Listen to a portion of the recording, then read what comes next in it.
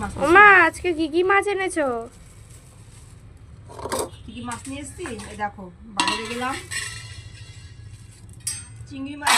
চিংড়ি মাছটা দেখা, হ্যাঁ চিংড়ি মাছ নিয়ে এসছি একদম এক সাইজের। দেখো চিংড়ি মাছগুলো, প্রত্যেকটা মাছ দেখো এক সাইজ, দেখেছো?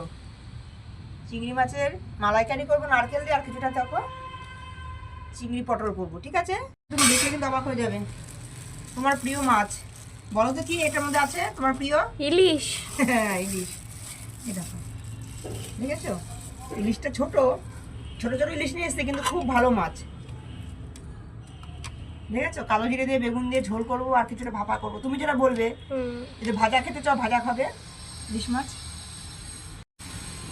আর দেখো এটা তো একটু কাটা কাটা হয় এই মাছটা, কিন্তু এই মাছটা খুব ভালো হয় সমুদ্রের। দেখো ছোট ছোট ফ্যাসা মাছ বললো আজকে, সামুদ্রিক মাছ এটা। দেখো এটা কালো জিরে দিয়ে না, কাঁকরোল দিয়ে বা বেগুন দিয়ে ঝোল করে কিন্তু ভালো হয় খেতে। একটু কাটা হয় এই মাছে,